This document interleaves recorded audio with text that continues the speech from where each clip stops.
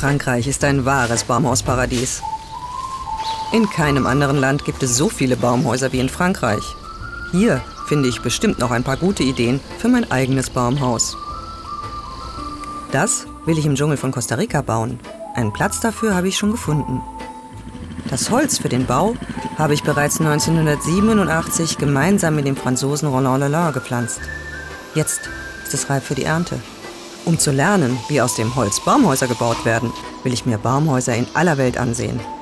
Meine Reise führte bisher von Costa Rica weiter nach Deutschland, wo ich schon viele Ideen und Anregungen für mein eigenes Baumhaus gefunden habe. Jetzt suche ich nach weiteren Ideen in Frankreich.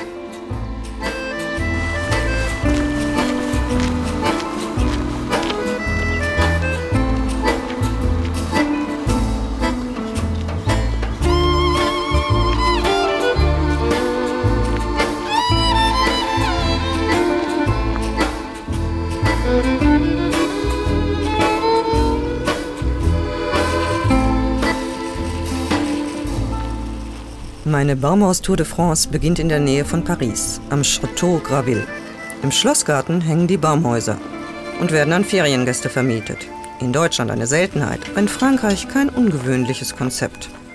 Den Weg zu meinem Baumhaus für die Nacht soll eine Karte weisen. Doch ich frage lieber noch einmal die Schlossherrin Diane de Deguerre.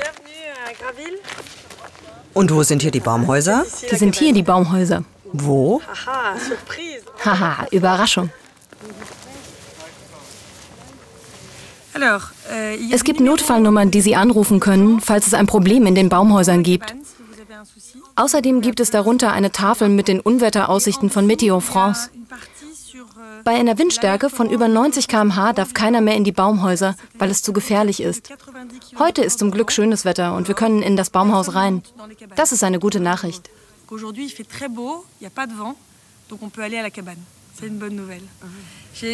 Ich würde Sie bitten, hier noch Ihren Namen, Ihre Telefonnummer und hier Ihre Unterschrift einzutragen. Ist es gefährlich? Es ist gefährlich, wenn es viel Wind gibt. All unsere Baumhäuser sind so für Erwachsene und auch Kinder gut gesichert. Und Ihres ist gleich hier im Wald, auf 12 Metern Höhe.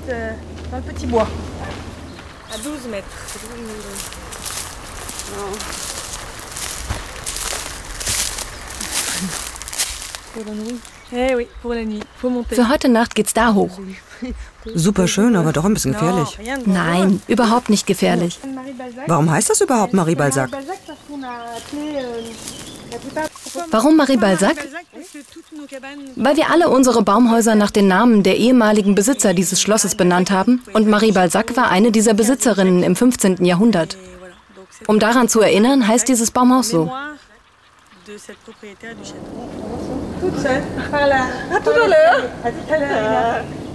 Tschüss. Und schon bin ich allein im Schlosswald mit Marie Balzac in abenteuerlichen 12 Metern Höhe. Hier weiß man gleich beim Aufstieg, was Höhe heißt. Eine steile Treppe und eine wackelige Hängebrücke führen zu dem Baumhaus, das wie eine Krone auf der Eiche sitzt.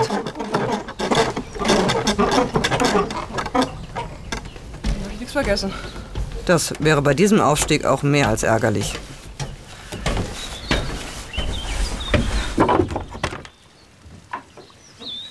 Ui. Klein, aber fein. Und wo ist der Baum? Ah, hier.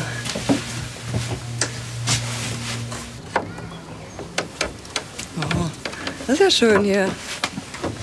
Mein Gott. Die gute Eiche. Muss hier alles halten. Hoffentlich tut sie das auch. Fast 10 Jahre hängt dieses Baumhaus jetzt schon im Schlossgarten. Da sollte es auch diese Nacht halten. Also ganz toll.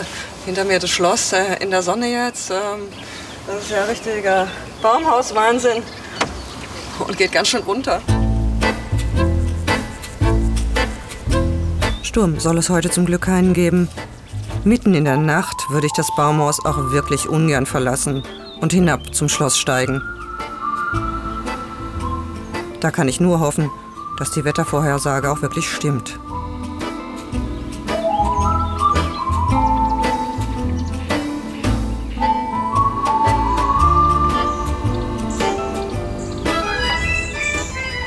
Die Nacht war ruhig und auch am nächsten Morgen wieder strahlend blauer Himmel. Die Sonne scheint. Nacht war nicht ganz so gut. Aber ich glaube, es war die Matratze. Was hat die Jan gesagt? Ich glaube, mein Frühstück hängt am Baum. Es kann nur da vorne sein.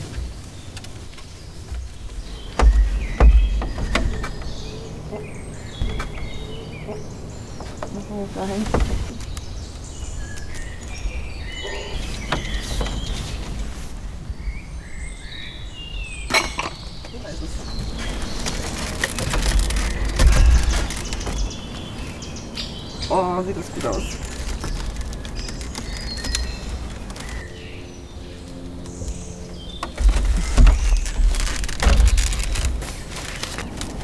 Oh, Kaffee.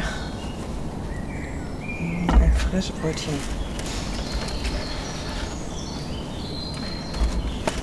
Ist ganz toll, nur in meinem Baumhaus wird mir wahrscheinlich keiner ein Körbchen dranhängen. Das muss ich mir ein bisschen anders überlegen.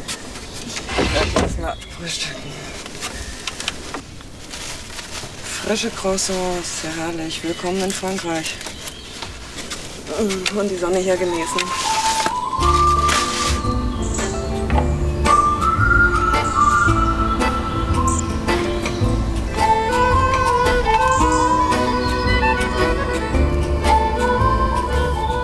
Viel Zeit zum Genießen bleibt mir allerdings nicht. Baumhauszimmermädchen Angelique will mich zu einer Tour abholen. Ina! J'arrive! Ich komme! Ah, Ina! Privatautos sind im Schlosspark verboten. Für schweres Gepäck gibt es einen schlosseigenen Golfwagen. Und obwohl ich kein Gepäck dabei habe, holt mich Angelique mit diesem Gefährt ab und hat dafür einen guten Grund. Für das Baumhaus, das sie mir zeigen will, brauchen wir eine schwere Ausrüstung, wie zum Bergsteigen.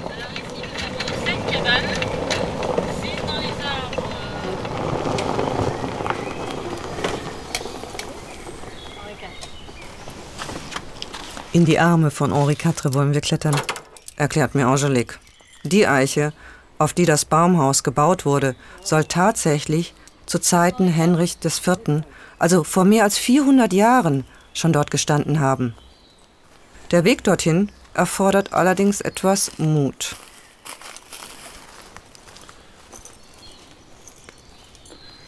Die Gurtsicherung ist Pflicht für den Aufstieg und beruhigt mich auch ein wenig.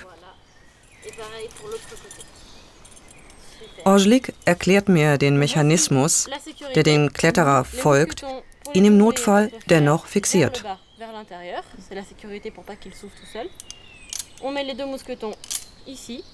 Und es ist nicht zu übersehen, dass Angelique in der Kletterei geübt ist. Blitzschnell klettert sie die 12 Meter hohe Strickleiter hoch. Ich lasse mir ein wenig mehr Zeit und überlege, ob so eine Leiter was für mein Baumhaus wäre. Vielleicht eher als Notausgang. So eine Leiter als Zugang zu einem Baumhaus, das vermietet wird, wäre Deutschland gar nicht zugelassen. Wie schön, dass Frankreich ein wenig Abenteuer erlaubt. In der Höhe bin ich aber erst recht froh, dass ich das Sicherungsseil habe.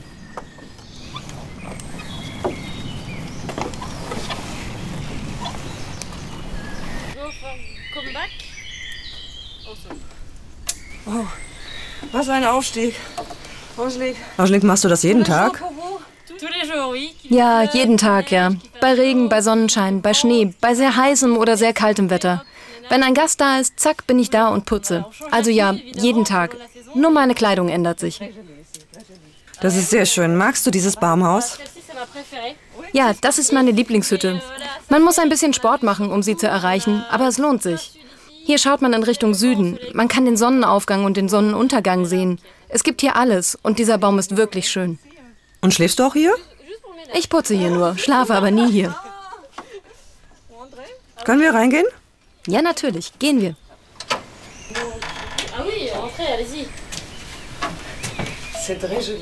Das ist wirklich sehr schön, sehr speziell. Das ist ein anderes Ambiente mit dem Baum. Es hat einen besonderen Effekt, dass er hier durch die Mitte geht. Jedes Baumhaus ist anders gestaltet, weil auch die Bäume ganz unterschiedlich sind, vor allem die Äste. Darf ich noch ein bisschen länger bleiben? Kein Problem. Nehmen Sie sich Zeit. Ich muss gehen, weil ich noch andere Gäste habe. Tschüss, Ina. Bis gleich. Danke, Angelique.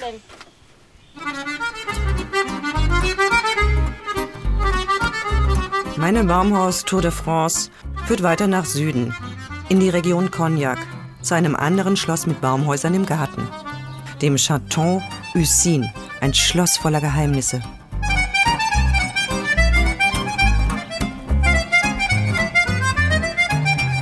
Coralie Tisney-Versailles ist die Tochter der Schlossbesitzer und Herrin der Baumhäuser, die verstreut und versteckt im Schlossgarten hängen und zum Erhalt der Anlage vermietet werden. Hier standen Märchen und Sagenpate als Motto für die Baumhäuser. Bei diesem waren es eindeutig Piratengeschichten, die das Design beeinflusst haben, wobei ich an die Titanic denken muss.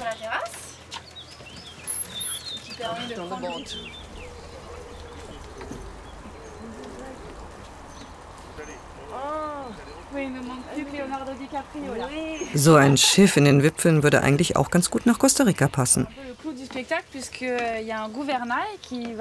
Coralie zeigt mir noch ein besonderes Highlight des Baumhauses, das Steuerrad. Statt das Schiff zu wenden, können sich die Gäste mit der Seilwinde das Frühstück angeln. Hier oben ist die eigene Suite oder Elternsuite oder Kapitänskajüte oder wie auch immer man dieses Baumhaus-Schlafzimmer nennen möchte. Der Kapitän muss für diese Kajüte ganz schön klein oder zumindest wendig sein. Trotzdem gemütlich. Ein bisschen schwanken tut's auch. Das ist ja eigentlich auch eine super Idee. Fenster? Cool. Sehr cool. Passt zu Costa Rica mit den Piraten und dem schwankenden Schiff am Meer. Das wäre auch eine gute Idee. Nun, wir hatten die Idee auf einer Reise durch Indonesien. Dort hatten wir die Möglichkeit, viele Baumhäuser anzusehen und konnten uns überlegen, wie wir selbst welche bauen könnten. Passend zu dem Schloss, in die 6 Hektar Park und seine Bäume. Daraufhin hatten mein Mann und ich unser Gepäck voll mit Plänen und bauten auch gleich im ersten Jahr 5 Baumhäuser, die uns erlaubten, sowohl Gruppen als auch Familien das ganze Jahr zu beherbergen.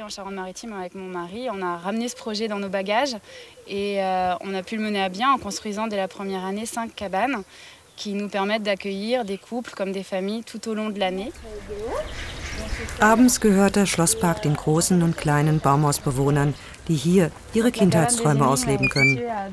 Das ist das Baumhaus der Rätsel. Es ist in 12 Meter Höhe in eine Libanon-Zeder gebaut. Der Baum ist ca. 200 Jahre alt. Nur die Treppe bauen wir nicht in lebende Bäume. Wie schön. Ja, das stimmt. Von hier haben die Gäste einen wundervollen Blick auf das Schloss und den Sonnenuntergang. Mit einer Flasche Champagner. Genau, mit einem Champagner und ein paar Vorspeisen.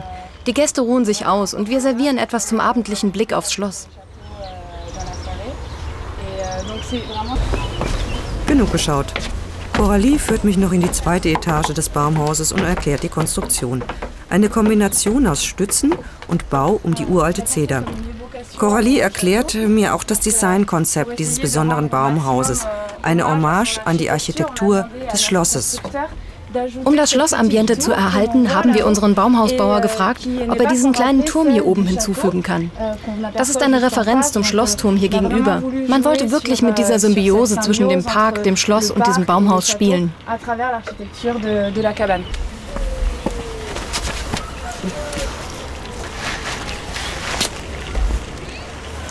Das hier ist jetzt so richtig Baumhaus, mit dem Ast noch zum Ausruhen und draufspringen und klettern. Toll.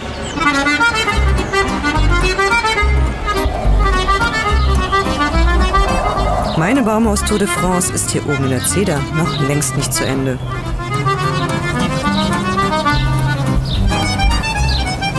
Die Tour führt weiter nach Süden, ins Périgord. Dort will ich nicht nur Baumhäuser anschauen und austesten, sondern einen Konstrukteur treffen, der ganz besondere Häuser nicht nur entwirft, sondern auch baut. Baumhausschlösser.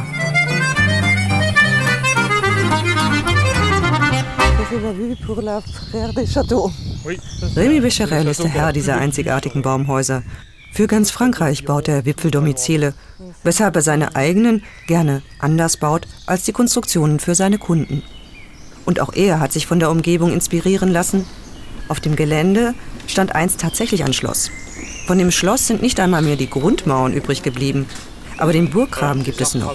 Auf dem Wall, entlang des Grabens, hat Rémy einen Steg gebaut. Von dort geht es zu den Baumhäusern.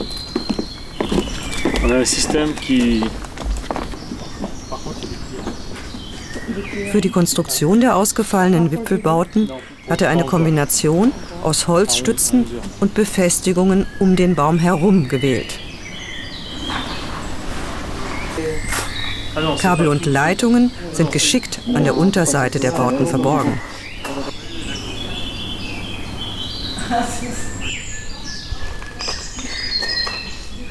Ich darf ein paar Fotos von der Konstruktion machen, die ich meinem Architekten schicke.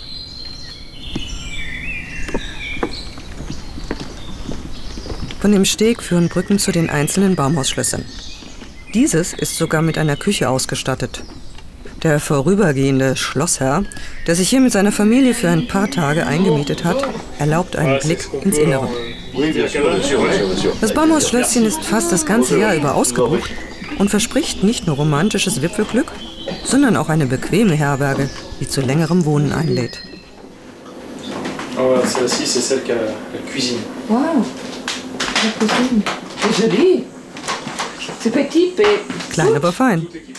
Mehr bräuchte ich auch nicht in meiner Baumhausküche. Die anderen Baumschlösser haben keine Küche, aber alle richtige Bäder. Das macht die Baumhäuser viel schwerer und es ist unmöglich, auf ergänzende Stützen zu verzichten, erklärt mir Rémy.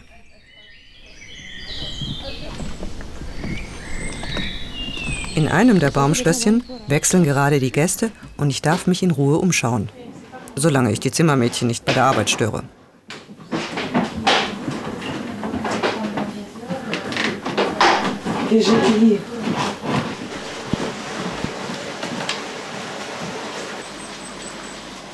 Ich bin überrascht von der Eleganz und dem Luxus. Vor allem das Bad ist ein Luxuszimmer zum Träumen. Das wäre schon genau das Richtige für mich.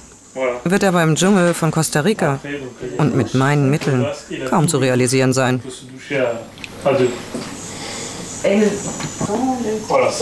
Nicht nur die Badewanne mit Blick in die Baumwipfel ist grandios, auch die Regendusche ist eine Oase für 2 Personen. Mehr Komfort im Baumhaus geht kaum. Was ich von diesen Ideen bei mir umsetzen kann, wird sich noch zeigen. Das Beste aber ist die Terrasse mit dem Wellnessbereich, meint Rémy. Da kann ich nur zustimmen und bedauere sehr, dass ich das Baumhaus nicht über Nacht austesten kann. Aber es ist, wie die anderen Baumschlösser, seit über einem Jahr ausgebucht. Dafür hat Rémy eine Überraschung für mich. Er lädt mich zum Mittagessen ein, hier auf der Terrasse des Baumschlosses. Exzellente Küche inmitten der Natur, umgeben von Baumwipfeln, Vögeln und anderem Getier. Auf die Idee muss man erst mal kommen.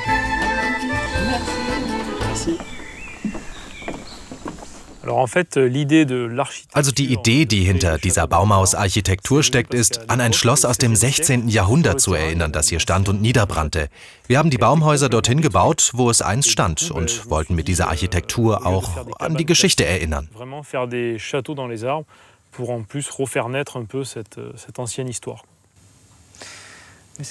Das ist sehr luxuriös. Und dann haben wir uns überlegt, dass wir dem Schloss nicht nur mit dem Exterieur ein Denkmal setzen, sondern auch mit dem Interieur. Ein Spa mit Jacuzzi, Sauna, Badewanne und natürlich WLAN. So sind die Baumhäuser Herbergen der gehobenen Klasse, aber eben mitten in der Natur.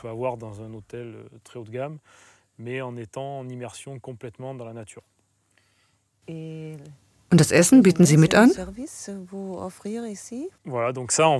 Ja, das Essen, das wir anbieten, kommt von einem Restaurant aus dem Ort gleich um die Ecke.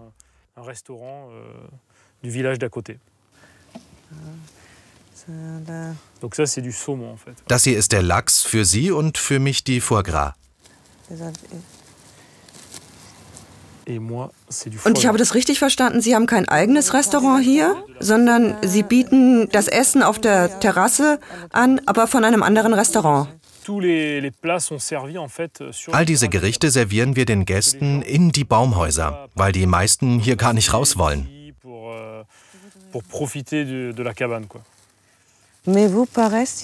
Aber Sie bleiben nicht hier, Sie arbeiten für den Bau. Ja, ich bin der Konstrukteur und die meiste Zeit mit der Baumhausfirma beschäftigt.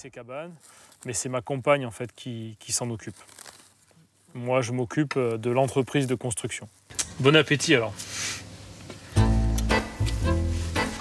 Peut-être du saumon. Non, du poisson, pas saumon. C'est le poisson du jour en fait, c'est suivant le marché. Et ça c'est du magret, de canard. Bei so einem Service ist eine Küche natürlich überflüssig. Für mein neues Zuhause in den Wipfeln werde ich allerdings eine benötigen. Und Remy will mir noch zeigen, wie er seine Baumhäuser baut. Seine Werkstatt liegt nur einen Steinwurf entfernt. Schon vor mehr als 10 Jahren hat er ganz alleine mit seiner Baumhauswerkstatt angefangen. Mittlerweile arbeitet er mit seinem Bruder zusammen und hat 10 Angestellte. Das hier sind die Douglasien, erklärt mir Remy. Das Holz wird hier vom Baumstamm bis zum fertigen Baumhaus komplett verarbeitet. Zuerst werden die Bäume geschält und dann zu Balken, Trägern oder Brettern gesägt, bevor es an die Feinarbeit geht.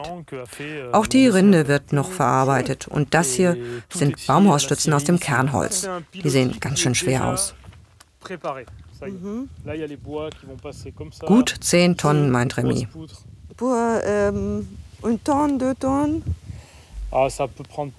Ganz wichtig ist ihm die Verarbeitung des Holzes. Seine Bretter und Balken werden nur über Holzverbindungen zusammengefügt und nicht mit Metall, mit Nut und Feder. Das wäre mir für mein Baumhaus auch am liebsten. Erfordert aber hohe Schreinerkunst und Remy werde ich leider nicht überreden können, mit nach Costa Rica zu kommen. Dafür müssten auch alle Geräte vor Ort verfügbar sein. Remy zeigt mir, welche Feinarbeit dahinter steckt. Jeder einzelne Winkel wird aufgezeichnet und mit der Handkreissäge ausgeschnitten. Und die Gegenstücke müssen exakt passen. Wobei die geraden Stücke noch recht einfach wären. Richtig kompliziert wird es bei Rundstücken und Dachschindeln. Auch die stellt Remy in seiner Werkstatt her. Er zeigt mir die kleinen Holzstücke, die überlappend auf dem Dach befestigt werden. Noch komplizierter wird es bei runden Dächern oder Wänden. Dafür hat Remy ein eigenes System entwickelt. Ich frage ihn, wie er diese runde Mauer hinbekommen hat. Und er zeigt mir die vielen einzelnen Schichten aus biegsamem, dünnem Holz, die miteinander verleimt werden und dadurch auch besonders stabil sind. Er baut sogar Baumhauskugeln. Die runden Wände sind durch die Schichten besonders gut isoliert, erklärt er mir. Aber das werde ich in Costa Rica wohl kaum hinbekommen.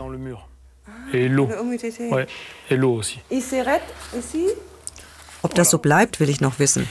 Es braucht noch eine Außenbeschichtung, erfahre ich, damit das runde Dach auch regendicht wird und nicht nur eine ordentliche Dämmung gegen Kälte und Hitze bekommt, sondern auch gegen Geräusche wie starken Regen oder herunterfallende Äste.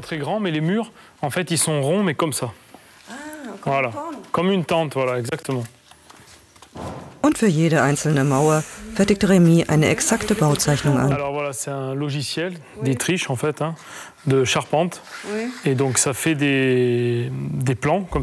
Für ein einziges Baumhaus gibt es einen ganzen Skizzenblock. Hier ist wirklich ein Künstler am Werk, der kein Detail auslässt.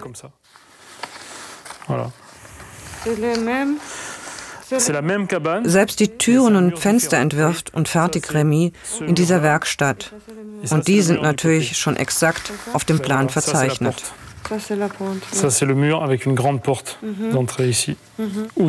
Zum Schluss kommt noch die Inneneinrichtung.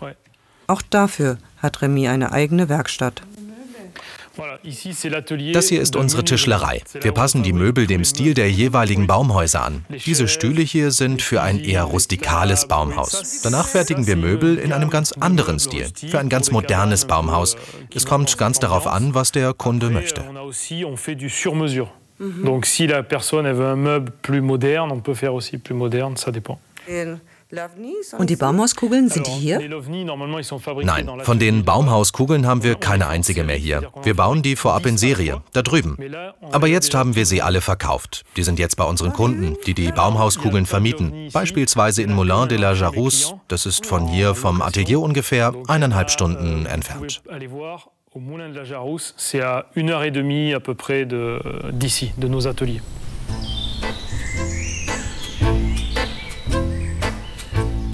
Diese außergewöhnlichen Baumhäuser will ich auf jeden Fall noch sehen.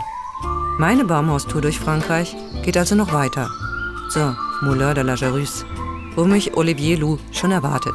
Allerdings nicht in einem Baumhaus, sondern einem Haus im Wasser. Um ihn zu treffen, muss ich zum Paddel greifen.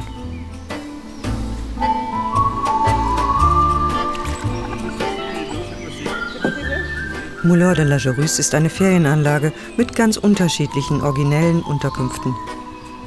So ein Haus im See ist natürlich eine tolle Sache. Aber ich bin ja wegen den Baumhäusern hier. Vor allem wegen den Baumhauskugeln. Und die kann ich hier noch nirgends entdecken.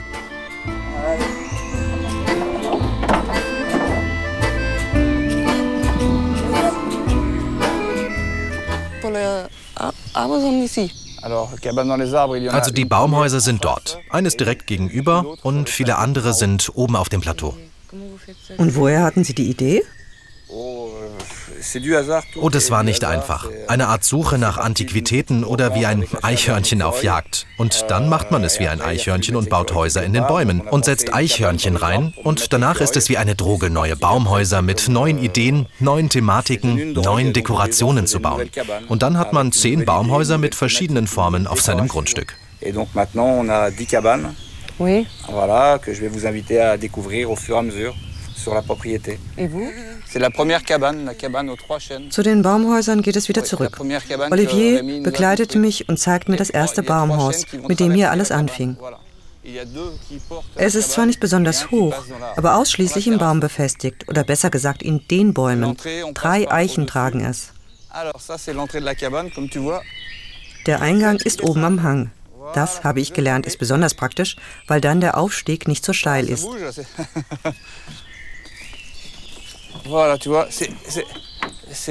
Die Eichenstämme führen mitten durch Haus und Terrasse.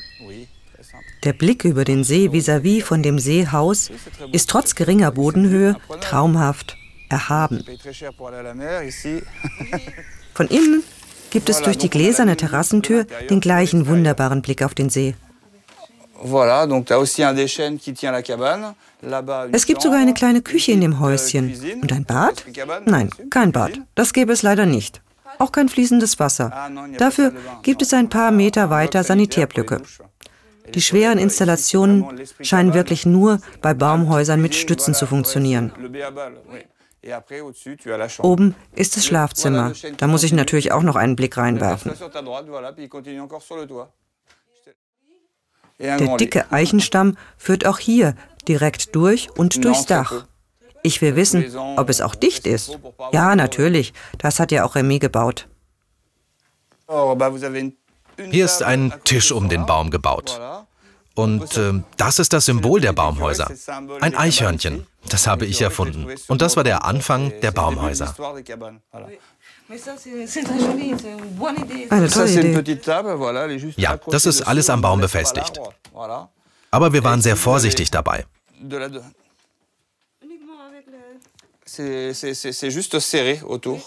Morgen könnten wir alles wieder entfernen. Der Baum lebt und ja, im Herbst fallen die Blätter.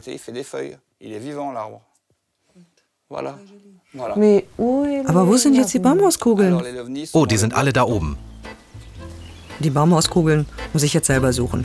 Dafür hat Olivier keine Zeit mehr.